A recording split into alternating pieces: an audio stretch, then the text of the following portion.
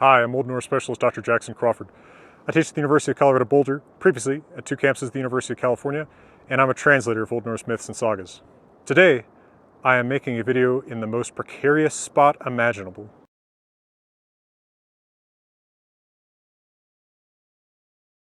There's been a certain amount of people trying to read into what I say to support one position or another, one school of thought or another, one organization or another. And I'd just like to take a moment to remind you in this weekend update that I am really not here to make any sort of endorsements or any sort of or any sort of advocacy, any sort of proselytization. Let me make it particularly perfectly clear that I have no sympathy for nor association with the various movements of names like ethno-nationalist, racialist, racist, fascist, Nazi, folkist, whatever, anything like that that focuses on a person's ethnicity or race as their defining characteristic. I have no sympathy for nor toleration for those views.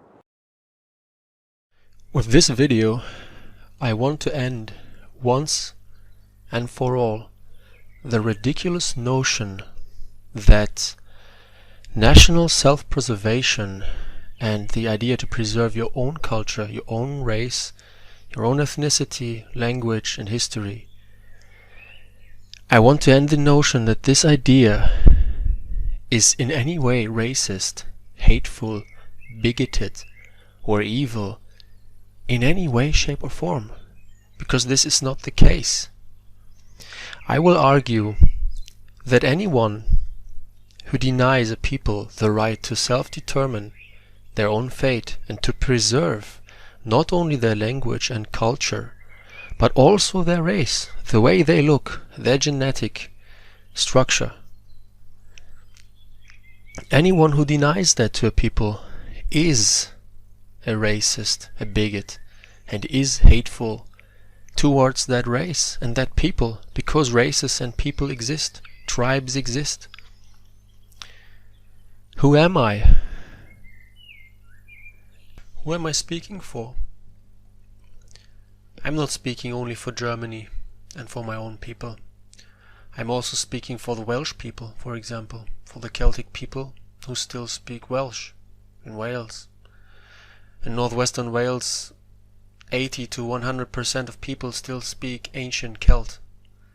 So I'm speaking also for them. I want them to thrive. I would like to see them also in 100 or 1,000 years still around. And I'm also speaking for the people in Brazil, the indigenous people there, the people who live around the Xingu River, for example. And I'm speaking also for the Mapuche in Chile. And I'm speaking for the Aymara in Bolivia. And I'm speaking for the Maori in New Zealand and Lakota in North America. I'm speaking to all the people. And I'm speaking also remembering all the people that have been exterminated in the last 100 years. How many nations, how many countries, how many people have been exterminated in the history of the last 1,000 years? Or even in the history of the last 100 years? How many people have been exterminated by a disrespectful and evil globalist capitalist agenda? I'm speaking to all the leftists here who say they are against capitalism and against bigotry and racism and against bankers and corporations who destroy the nature. You know what these people say in the Xingu River Basin? They want to preserve their own culture, and they say it is not the earth that is ours. It is that we are of the earth. We belong to the earth. It's not the earth that belongs to us. It's not we that own the earth. The earth owns us. Not demarcating is genocide. Stop the murders. Demarcate the indigenous lands now. This is what this indigenous Brazilian advert says, that is advocating for the self-preservation of the indigenous people of the Xingu River Basin. You know what happens when these people are deprived of their land, when their land is declared Brazilian or global or whatever, if anyone can just enter these lands. These lands will be destroyed, because underneath these lands there are natural resources that the globalist capitalist agenda and the machine that is destroying this planet, this machine needs these resources.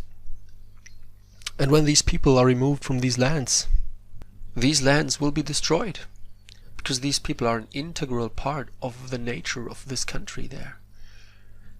The landscape wouldn't look like that if these people wouldn't live there. If other people would live there, if other organisms would enter these territories. And the international capitalistic machine is an organism in itself. And to prevent this organism to exert its influence over this territory is to preserve that territory. And the people on that territory play a very important role in that. If you are a leftist German advocating for mass immigration, open borders, abolishment of nationalism,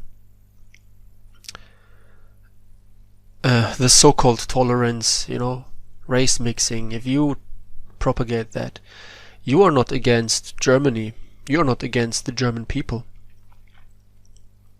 You are against all people. Denying the existence and the right of self-preservation of your own people is denying the existence of all peoples. If you, with this mindset, enter any political institution on this world, if you work in the Foreign Office or in a big corporation with interests on this world, if you work anywhere important, you will disregard other peoples because you don't regard your own people. Don't you understand that? If you denounce and renounce your own ethnicity and your own nation and heritage, you deny these things to all peoples and you destroy all peoples. Multiculturalism can only exist if there are multiple cultures.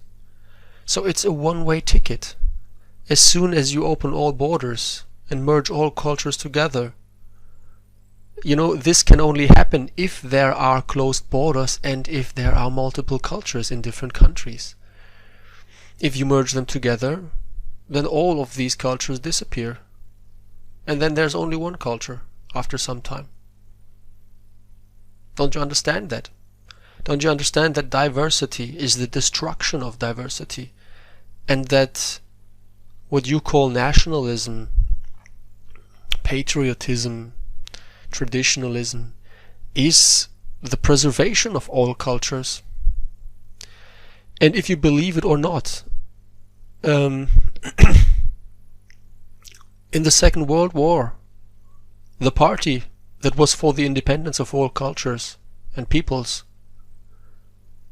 was defeated, and the internationalist globalist party won that war, and they step on the rights of all peoples of this world.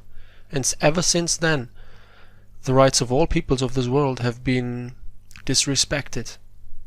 And the influence of global oil corporations and food corporations and media corporations, their influence has grown ever stronger, and they've destroyed more and more of our nature, of this planet, and of our traditional cultures and heritage. So I, fighting for the preservation of my own people and advocating for independence, for national independence, and for a homogeneous, ethnically homogeneous country of my own people, I am advocating for that, and with this I am advocating for this right for all peoples. And I'm advocating for the right of all peoples to have their own education, educating their own children in their own history, in their own worldview, their own mythology, religion, and everything that I cannot even remotely understand and make a judgment of, because I am not like them. I am not Muslim, and I don't have the disrespect to judge Muslims, you know. But if I am living together with Muslims in a democracy, then my voice, my vote, determines the fate of the Muslim community. If we decide by vote in this country whether a burqa should be worn or not, or whether these marriage rules should apply or those marriage rules should apply, I can decide with my vote if the behavior of the Muslims is right or not, if it is legal or not. But you understand, out of respect for the Muslim culture, I do not want to judge their behavior. I don't want to decide if they are allowed to do that or not. And this is why I want to live in my country, and why I would support every right to these people to live in their country, where they can organize their own people and live by the laws that they decide to live by. I don't want to rule over other people. Do you understand that? Do you understand that a globalist open border policy is tyrannical, and that by advocating for that, you advocate for people judging other people and deciding how they should live or not, and with whom they should associate or not, and how complicated their lives should be? The only people who win more rights with the wars and as a result of the wars are the global bankers and capitalists, and they will always try to increase their influence and to cement their power, and they don't care about the peoples. And when they advocate with their mass media for amalgamation of all nations and for tolerance and race mixing and anti-racism, you know, do you really trust them? Do you really think they advocate these things because they are so nice and they want that everybody is just happy? No, they're doing this to undermine the nations, the independent political bodies that still exist in the world. You know, they want to destroy their power, because these, you know, a political institution, a state, could just say, you know, Facebook is illegal in Germany, you know. If I was the king of Germany, I could just say Facebook is illegal in my country. Do you understand now why Facebook is advocating against kings?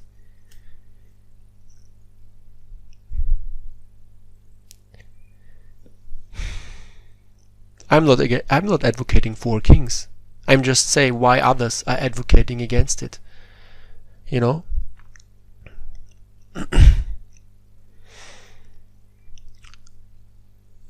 The propaganda for multiculturalism and race mixing is an ideological war against all races and against all peoples and nations of this world. It is not intended to bring peace.